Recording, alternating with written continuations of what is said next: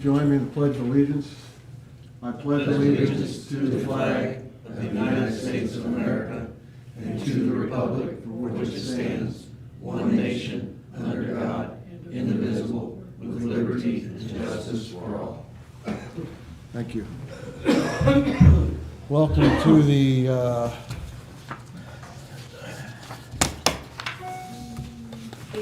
April board meeting, April 8th to be exact.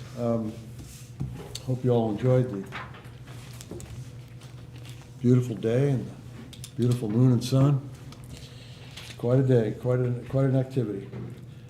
Okay, let's go. There is a game tonight, but I don't think we're going to have any problem getting there on time. But let's see if I don't think anybody cares about it either. no. Real men do. All right, let's go right to announcements. Dwayne Kelly, Clear Creek Conservancy. I don't have much. I do have one thing I did personally, but I want to thank Nina for the thing that she put in the, on Facebook about the flushable and material that shouldn't be flushed down. The Conservancy appreciates that effort very, very much. We're just about done with the construction. We're tying up some loose ends and some small stuff that need to be done in the process of testing all the new equipment. And that's all I have for. Thanks, Dwayne. Hey Dwayne, do you know about how much longer that dumpster is gonna sit where it's at? The cleanup committee had asked, because they usually put 3 dumpsters, I think, through there. They didn't know. I really don't know. I can try to find out and see if they can get it moved. But of course, we really don't, that's contractors. Right. But I'll try to find out and see if they can get it moved. What did you say, it was the 11th is, I'll try to see if they can get somebody to pick it up. We've got, a little bit of time, but I was just asked this morning and I didn't know. I don't have any idea, and it may be just something that they told them, we're done with it, pick it up whenever you can, and they just haven't picked it up yet, but I'll find out. Okay. Thanks, Dwayne. Floyd Township Fire Department, Jeff. We had 23 runs for the month of March, which brings us to 78 for the first quarter of 2024, which is a 33% increase over the same period last year. They must like you. Okay. Neighborhood Watch, Ken? April wanted me just to announce that they are going to start up their neighborhood watch meetings again, and the next one is next Wednesday on the 17th, and it's going to be held at Psalms. Uh-oh. Neighborhood Watch Out, it's gonna be called. All right, Rick's not here yet. We'll skip on down to Donna McKinley with the Hellneck. Yes, first I want to thank everybody for their support of the Easter egg hunt. It was really fun. It was a tad warmer than it was last year, but the sun was out and it was just a wonderful day. And I want to thank everybody that contributed candy. It was, we ended up with quite a bit. So what we had left over, we're going to donate to the Memorial Day parade for the golf carts to pass out. And there's quite a bit. And I want to thank Rick Stevens for his extreme help in getting out there early and distributing the Easter eggs for us. And also from the campgrounds, he made quite a large donation of candy on behalf of the campgrounds as well. So thank you, and I'm going to thank Greg Miller too for his help in doing the flyer and getting the word out, publicizing the event. So it really worked out well. The next event we have is April 27th, the Wine Fest. As you know, I sent a message out on Facebook. We did sell out and we reached capacity in 2 days. So we're now taking reservations just in case we have cancellations. And I just want to remind everybody, if you do have to cancel, please let us know so we can fill your space behind you, because it's a very popular event. And we do have a wine distributor coming this year as an extra added feature, and he's not going to sell anything, we're not going to allow sales. But he will have a lot of extra samples of different kinds of wines that we may not be used to.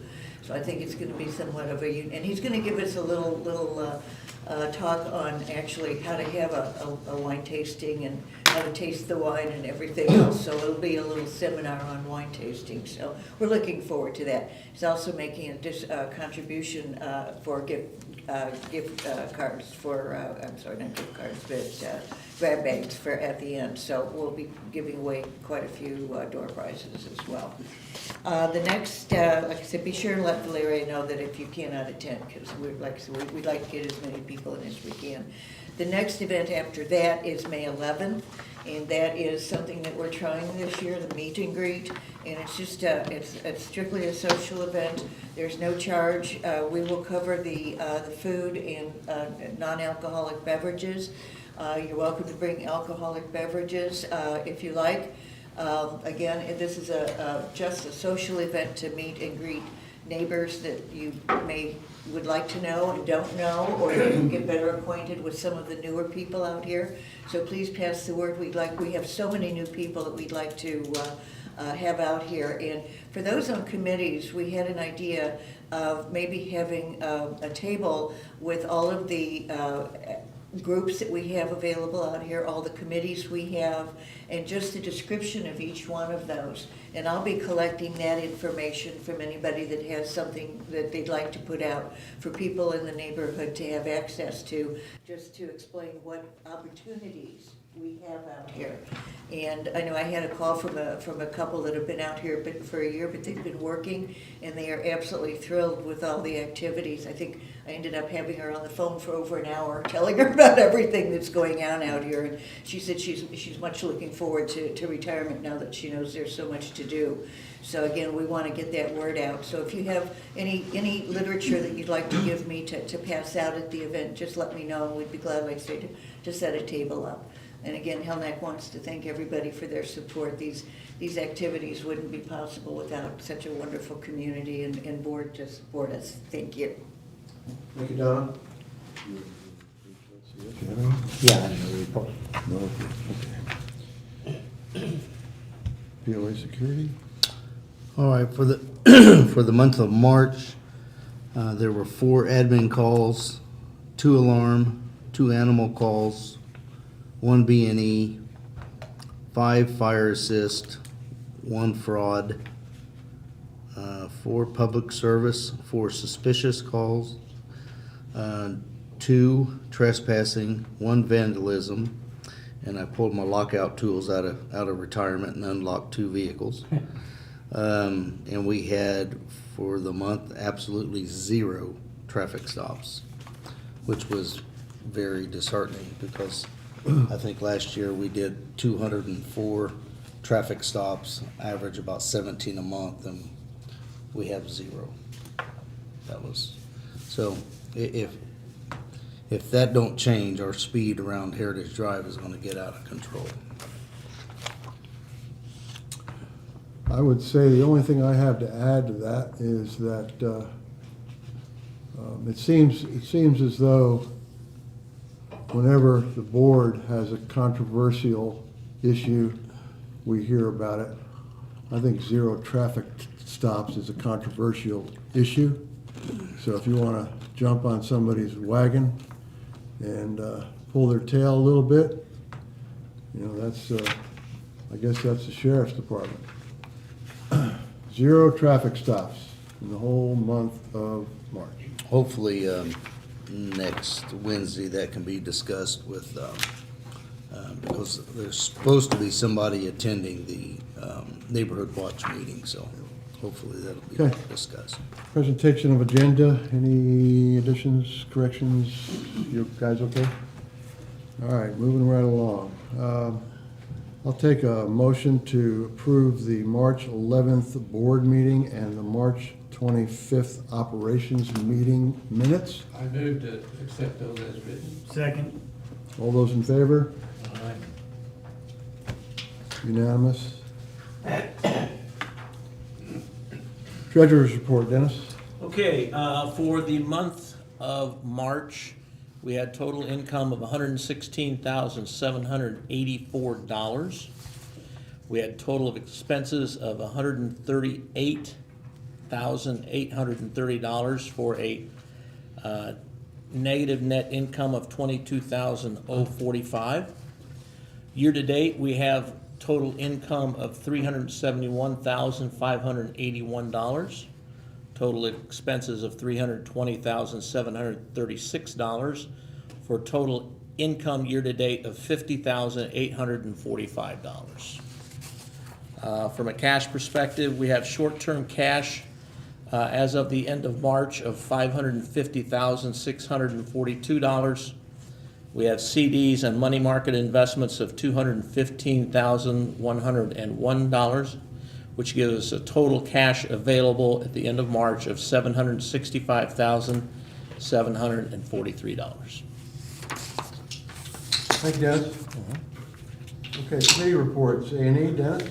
Okay, A&E. It's getting quite busy in A&E. You can imagine going into spring.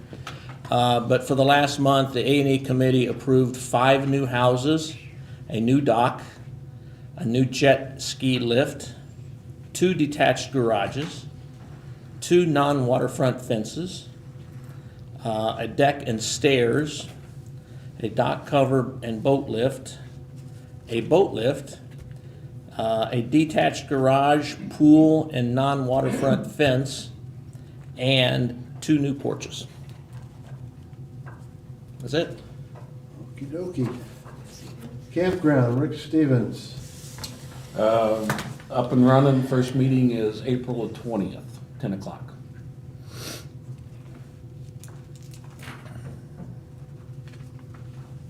Coffee and donuts? Absolutely. All right. Cleanup. Jeff? On behalf of Chairperson Sarah Lackner, she'd like to report that Saturday, April the 6th, the cleanup committee had a trash pickup, and there was lots and lots of yellow bags that were picked up and filled up, and it filled the dumpster completely, and there was some overrun.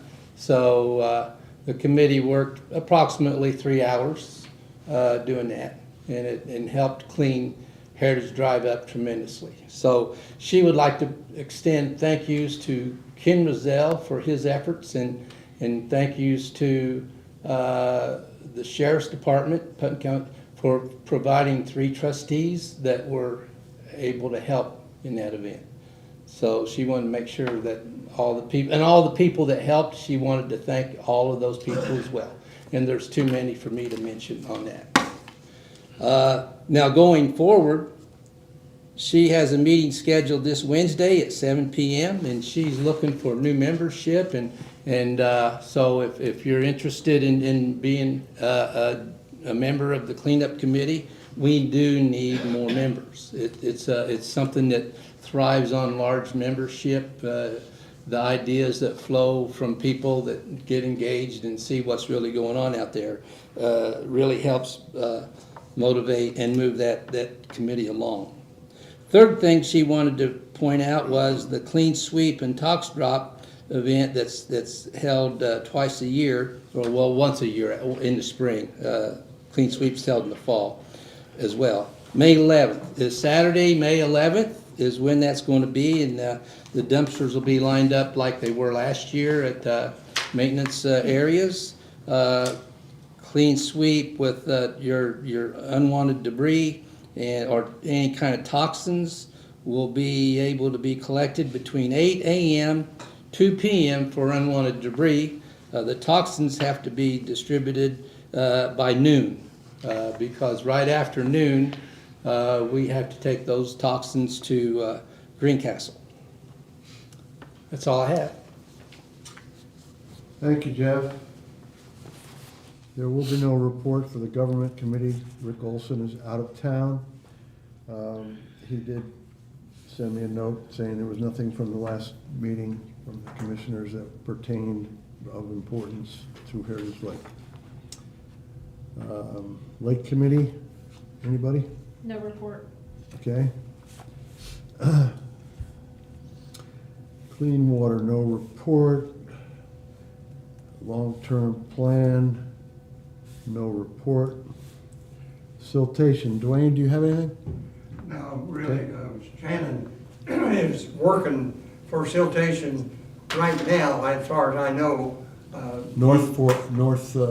He normally, I normally don't know he's done until I see the bill, so I don't know whether he's still, whether he's completed our work yet or not, but. He's been out there.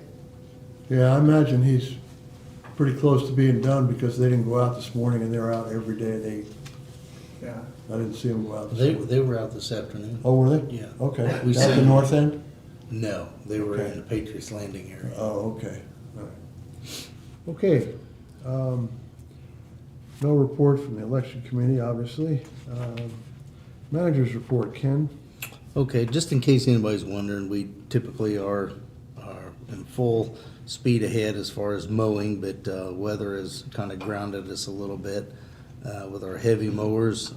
There's some places that we haven't been able to get to, but they started mowing today and they got quite a bit done. They'll be hitting it tomorrow. Predicting rain Wednesday, Thursday, and Friday, so that may slow up the process a bit. So rest assured that we'll get the grass cut because I don't like tall grass. Assessments this year were due April 1st. As a reminder, late fees will begin and apply on May 1st. I just ask everybody that if you pay on May 1st or after, please don't come in and ask us to waive your late fees. Our covenants explains due dates and late fees. The marina dock that was added last year, I added 19 new poles along the new dock for your boat tie-up convenience. That was done last week. The activity center upstairs should be complete this week. I'm waiting on 2 pieces of furniture, some benches, but all other furniture is in place. Once the kitchen sink was completed and tested the water, after a very strong sulfur smell, we decided we were going to put a Culligan water system downstairs. We'll be moving downstairs to remodel the restrooms, and we'll be doing that and keeping one open at all times. The Psalms Restaurant financials through 3 months, the POA has been paid $10,718.72. Through the same time last year, we were paid $10,328. That's an increase of $452.80 from last year. And I got a section here to talk about dogs, neighborhood dogs. People, I need your help. We've got too many dogs constantly barking. We got too many dogs running loose. This continues to be the most common complaint that we get calls, or I get calls from. Most recently, there was a dog that was not being kept on their property and allowed to run loose in the Patriots Landing area. Bit somebody in the leg. That dog has actually bit her twice. Also last week, there was a Mill Springs resident walking a dog in the Lincoln Hills area. While he was walking the dog on the leash, another dog came out, bit and attacked the dog on the leash. So, you know, we live in a populated community with very close houses. If you cannot contain your dog, then you probably shouldn't have one. I just ask, please be the better person and make an asserted effort to control your dog for your neighbors. That's it. Thank you. Thank you, Ken. Moving on to old business, there is none. We'll move to new business. Dennis Barrow, Okay. garage variance. All right, Victor Hill, 283 garage variance.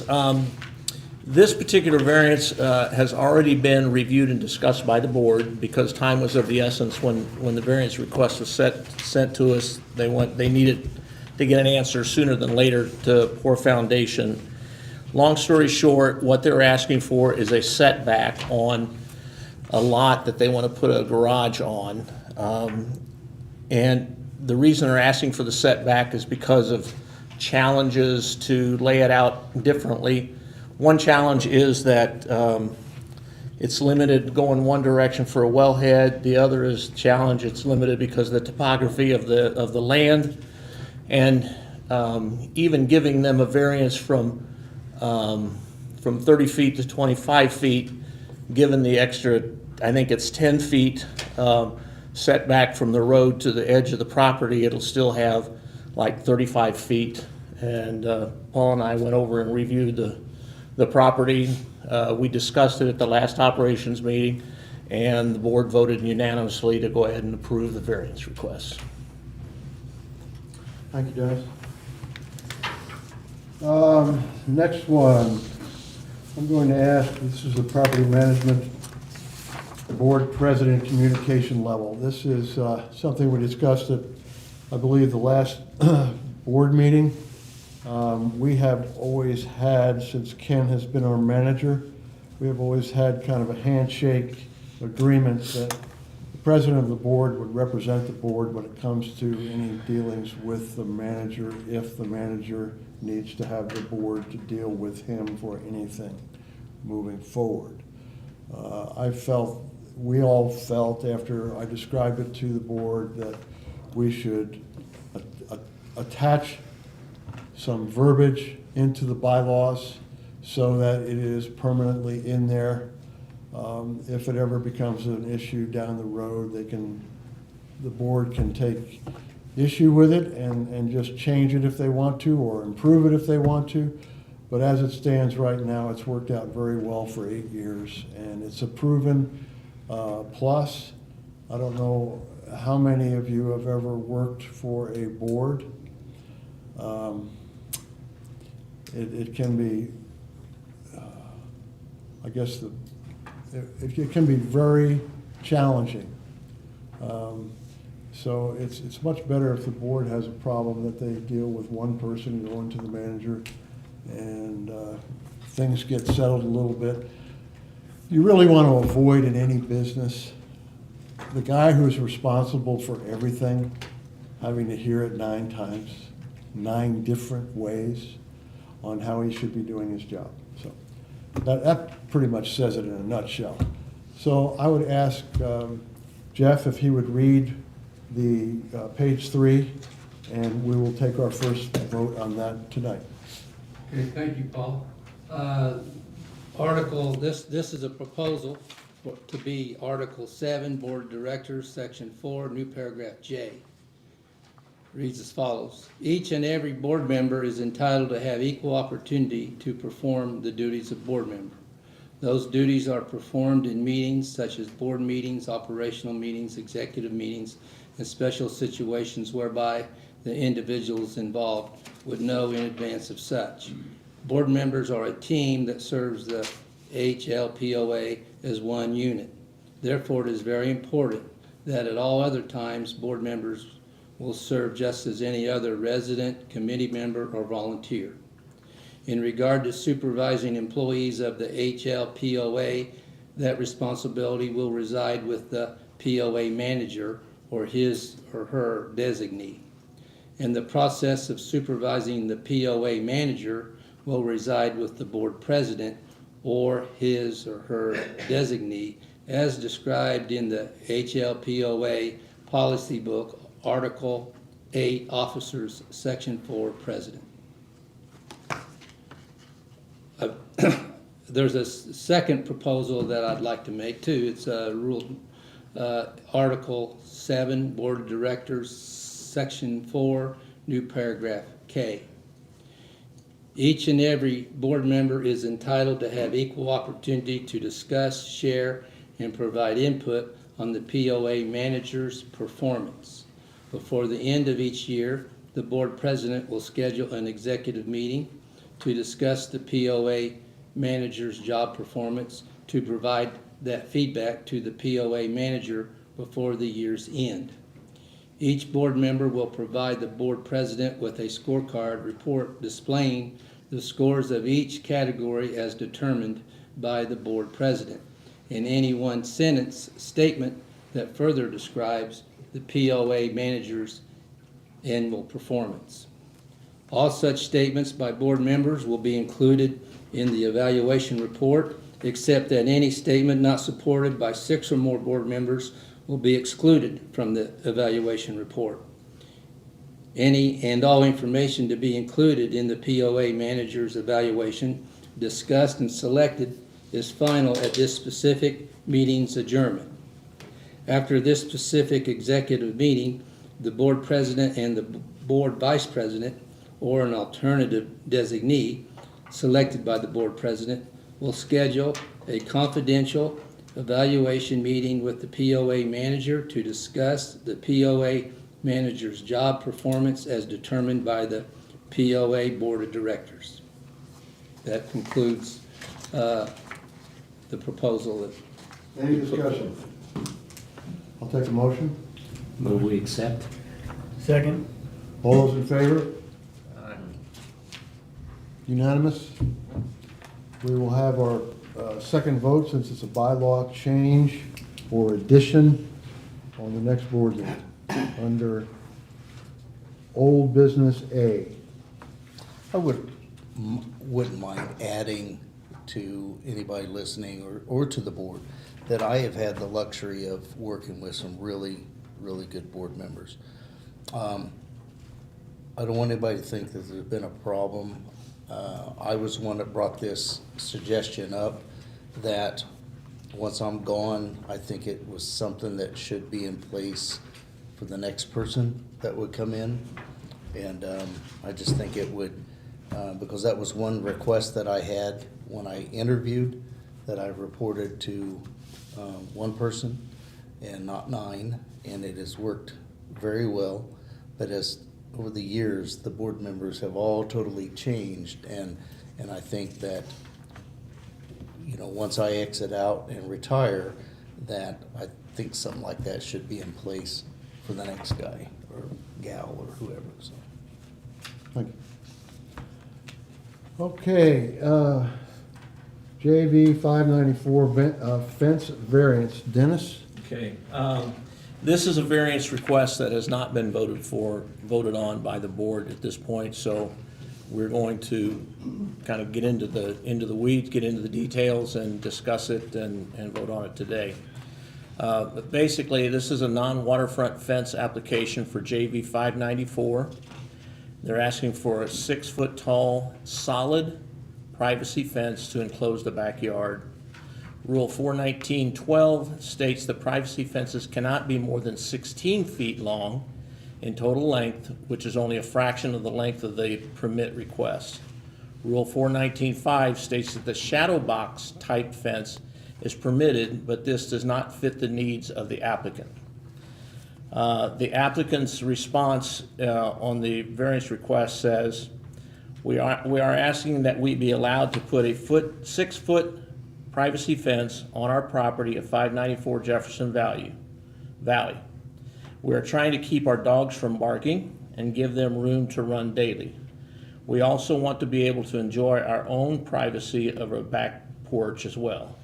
We have driven around the lake and taken pictures of houses with the same kind of privacy fence we want to install, but were denied. We are asking that privacy fences be added and allowed as long as the smooth side is facing outward.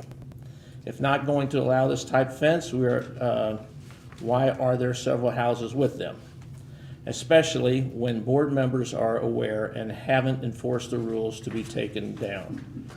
You can't let some residents have this type of fence if others are denied when trying to do the right thing by getting approvals and permits. That said, these applicants brought in several pictures and examples of where they felt people were putting up privacy fences and why can't they.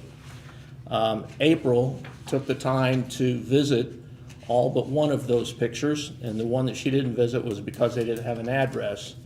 And according to April, all of them were in fact shadow box fences, and they had properly permitted and got them approved through the A&E committee. So that said, that's the request, and open it up for discussion.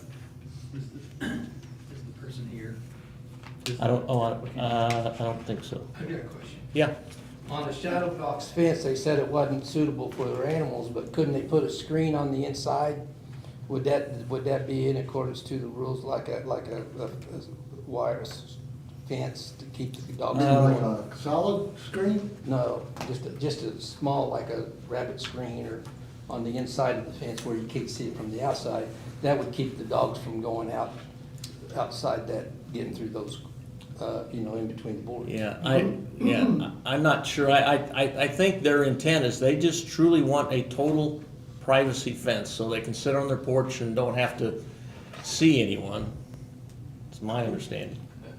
I mean, I don't see how their dogs could get out of a shadow box fence anyway. I mean, they can't get out. I mean, pet snake can, but Yeah. that's your dog. Anybody else? You know, I also kind of talked with the A&E committee, and obviously this, I believe this rule was developed well before the existing members' time, and I was trying to understand the intent of it, and they said to the best of their knowledge was that they felt like the previous A&E members were just trying to keep the community as open as they possibly could, that just privacy fences, if we start allowing privacy fences, we're just gonna have a lot of closed off backyards, and it would kind of close out the community. I might add that if in fact the rule is something that we're challenging, that needs to be done in a different way. We're asking, someone's asking for a variance to the rule. If the A&E committee comes up with a justification to change rules, then they'll bring that to the board after they come up with a idea of changing rules within their own committee. And then that discussion will be a different type of discussion depending on the reason they're bringing it to us or what have you. Each variance is a variance on its own, and the A&E committee turned the fence down, therefore the variance is coming to us. If someone can bring us reasons for this to be applicable for this particular owner, then I think that that's a pertinent justification, yes. The only reason they have here is that they're trying to keep their dogs and give them room to run. If they can go ahead and do that with a shadow box, there's no reason to do this. So if that's. Also, they said they wanted to have, they wanted the privacy of being able to sit on their back porch. Well, everybody wants that. I mean, that's, Yeah. that's irrelevant to me. Yeah. I mean, that's silly. Yeah. But if they need it, if it's a dog problem, we just talked about dog problems. If it's a dog problem and it's really not a dog problem, then I'm against this. Yeah, okay. That's what I'm saying. AJ? Have we, since April's gone out and taken a look, has the homeowner, or the applicant been notified that like they thought it was a privacy fence, but it was actually shadow box? I don't know the answer to that. I'm only asking, like, do they No, know that's a great what question. That's a good the shadow box question. actually looks like? If they've identified multiple houses with shadow boxes, and that's not what, and they think that's fine, Then maybe they're okay with maybe shadow they're box. okay with a shadow box, maybe they're just thinking it's They picket don't or some understand other it. name or variable. I'm gonna guess. We also want 6 feet. Yeah, but I mean, that's not an unreasonable, like the 6 foot is not against the rules, is it? Yes. Is that right? That's correct, 5 feet. Oh, no, wait a minute. Wait a second. It calls for a 6 foot tall. I've been in some solid backyards with fence. some tall fences. Yeah. I'm in a lot of people's yards, so I think 6 foot, I thought 6 was the a max. shadow box. Off-water, 6-foot shadow box, I believe, is permitted. Okay. Yeah. It just can't be solid. But I think on the water, you're right, it can't be more than 3 or 4 feet. 4 feet. 4 feet, On the water. yeah. Okay. To answer your question, I didn't, just last week was the meeting, A&E meeting. Yes. And I think April went out Friday to take a look at these, so I'm gonna, unless she called it today. I was just thinking from an educational standpoint, maybe the person's upset about it and, or, you know, they want the privacy fence, but really the shadow box is just as good, and maybe they didn't realize that it's, They don't understand the difference between the two. right, they're just thinking like, oh, this is any sort of wood fence that blocks out the backyard is a privacy fence. Yeah. Versus like a wrought iron, aluminum, you know. And also, decorative if, fence. and also, if the spirit of the rule is to, you know, maintain at least some degree of openness in the community. Harmony. Yeah. Is what the word you're looking If for. we approve a privacy fence, I don't think any of us have a problem with one particular problem's privacy fence, but it's the precedent that you're setting. And moving forward, that one privacy fence you approve could end up being 50 privacy fences in a couple of 3 years, you know, once you start allowing it, so. Yeah, I'm not supporting this, I'm just, No, I I'm just asking understand. if the person's just maybe not educated in what their options are. Yeah. Well, the way I see it, after this discussion, is you have two choices. One choice is to vote on the variance, which will be final. And the second is to table it and let the people, let's get it clear between us and the people that are asking for this variance that they do not want a shadow box fence. Is that fair? Or, I mean, it has to be tabled for that.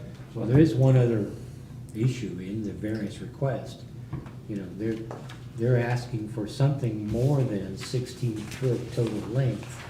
And I can't tell from the drawing exactly how much length they're really asking for. Well, they're asking for a lot more than 60. looks like- I drove by the property, and it's a average size, flat backyard.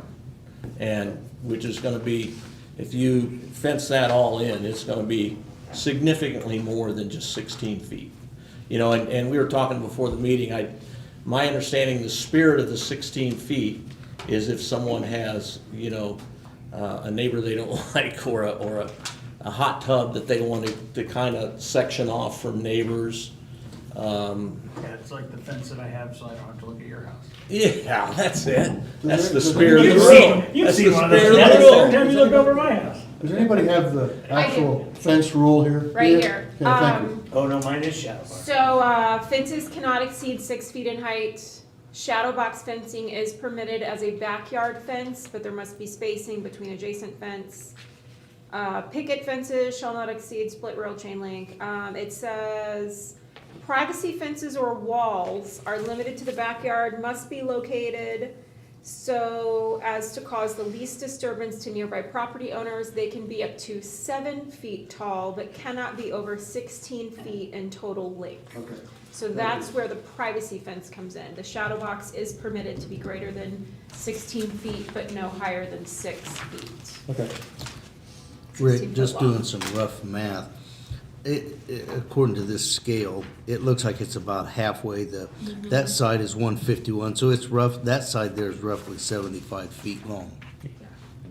And I'm gonna guess the other side's roughly 70 feet. And the property does, the way it's laid out, it does back up to 3 other properties. It's not backing up to a cornfield or something like that. I make a motion to deny this variance request based on the rules that we already have in place. I'll second that. All those in favor? Unanimous. Okay, moving forward. Going to open forum. Please state your name, lot number, and your issue. Maybe it was just a compliment. And your compliment.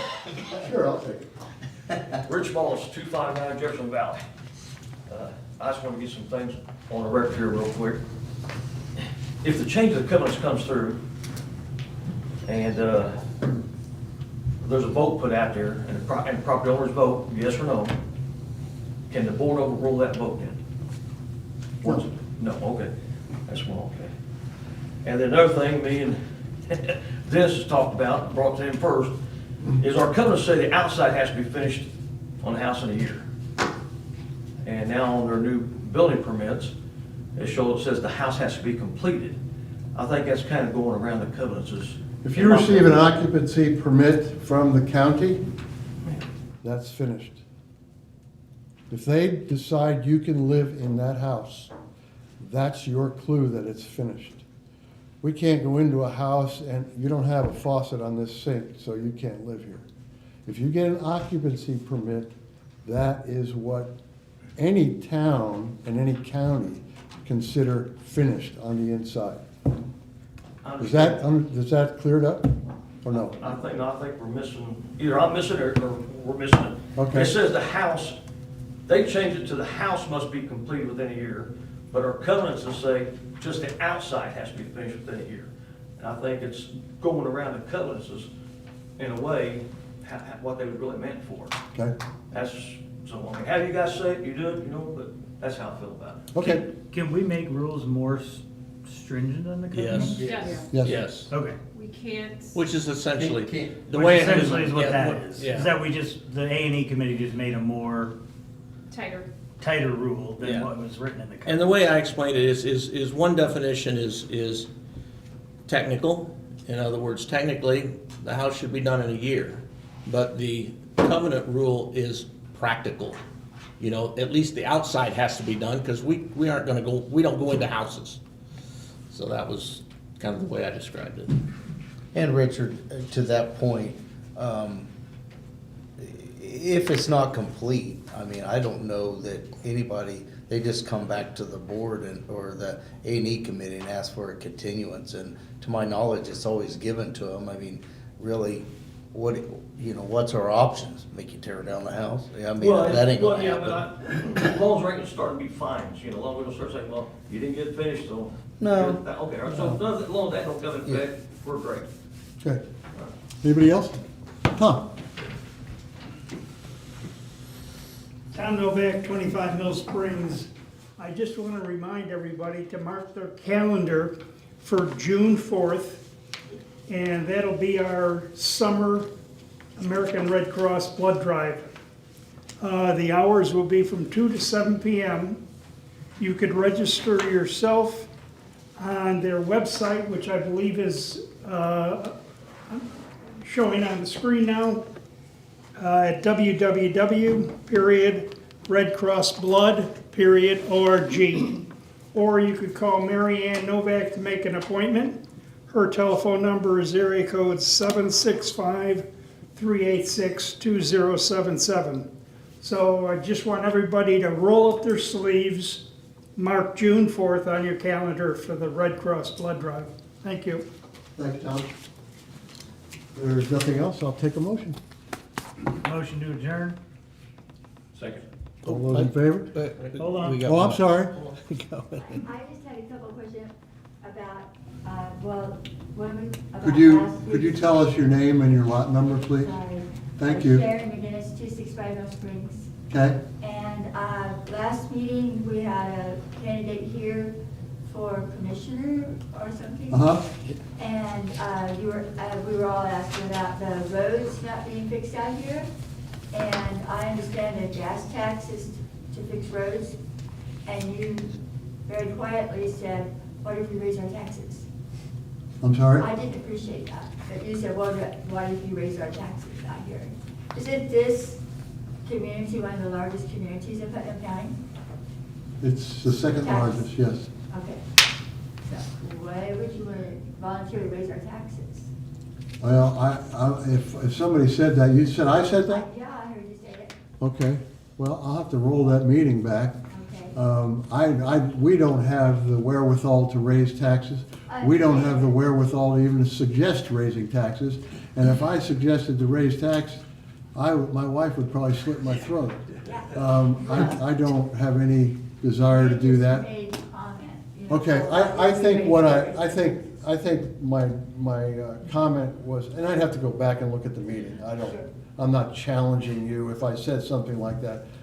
You know, sometimes I open my mouth and things come out that are just ridiculous. But if, the fact is that the talk of raising taxes is not gonna help the road situation. Because, and so I don't think I would ever pertain that to have any effect. I go to all the commissioners' meetings, and we listen to the highway department every week. And about 4 times a year, the amount of money they get to spend on roads is either increased and they already have it slotted for something, or decreased, and then some people like Heritage Lake get put on the back burner. We are working our hardest to keep pressure on them to get us newer, better roads. We had a 7-year program. That 7-year program has been squashed for next year. So we're hoping it comes back the following year. We are in our 4th year right now, is that correct? Of chip and seal. Once they get 7 years of chip and seal done at Heritage Lake, then the next 7 years was proposed to come back and put hot mix on top of the chip and seal. And for 7 more years do that. Is that gonna happen? I hope so, but I don't know. And I apologize if I misled anybody to think I even cared about raising taxes. I don't.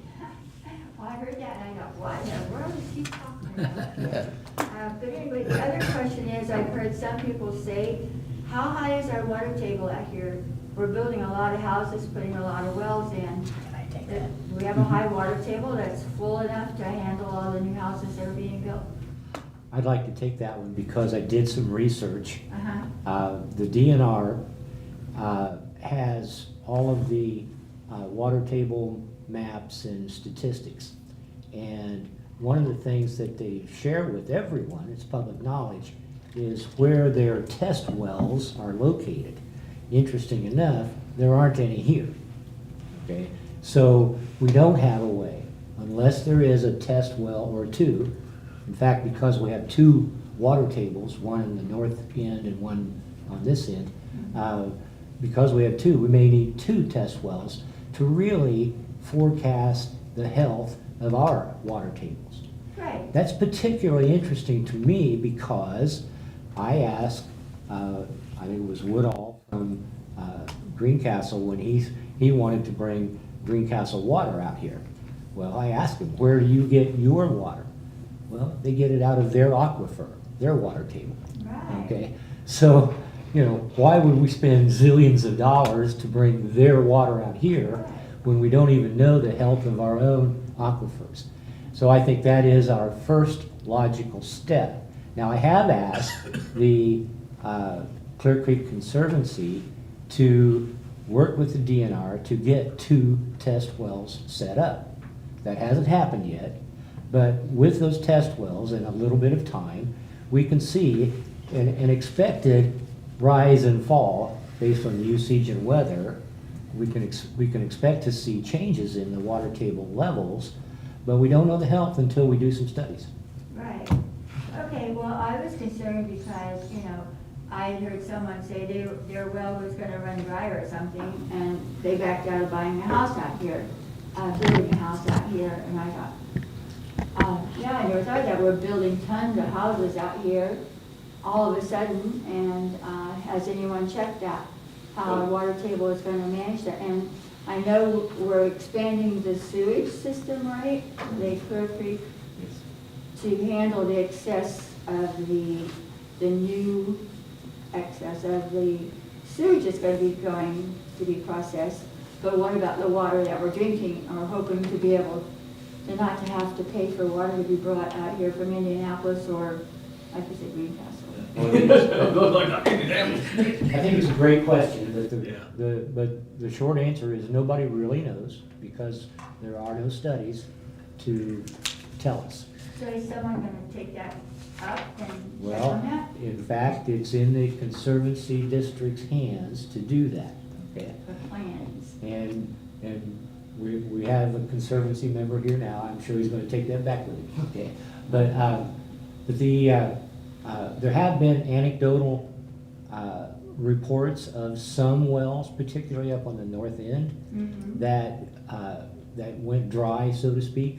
But when I heard those, I actually spoke with C&J Well, who drills many of the wells out here, okay? And I was told in at least one of those anecdotes that they drilled a new well some 2 or 3 feet away from the old one, hit water, everybody's fine. So the bottom line is, with private wells like ours, you know, depending on how deep they go, depending on if they hit bedrock, there can be some problems that come with having private wells. But it's not widespread that we know of, it's anecdotal. So I think we just need the studies for the long term, so we know. Right. I mean, like, it's an explosion of houses that are being built all around here. And it was a nice, small, quiet community. A lot of people built out here and moved out here years ago for a quiet community. Now it's getting to be a large, huge community. If I could piggyback a little bit off of what Rick said, just last week, Kevin Scobie, that I believe he owns that C&J well drilling, I asked him that exact question. And I said, with all these homes being built, and as somebody that drills a lot of wells out here, what he told me when I asked him if he ever felt like we were gonna run dry of wells, his response was no. He just said that now it's a little bit more challenging on the north end because it's more rock. He said, kudos to you if you live on the south end because the wells are very strong on that end. He told me the same thing that Rick said, that, you know, if he can pound into rock and not hit anything but move over and hit water. But he said that in his opinion, that he didn't see us ever running out of our wells running dry. So the north side is fine now for all of the new housing that you're doing up there? Well, he just said it's more challenging due to there's more rock on the north end when he's drilling. On the south end, there is not. Okay. Thank you. Thank you. I just want to make sure someone was paying attention. Oh, that's a good question. Thank you. Okay. Motion to adjourn again? Yeah, why not? Second. All those in favor? Meeting adjourned. Enjoy the game. Good luck, Purdue. Yep. Go.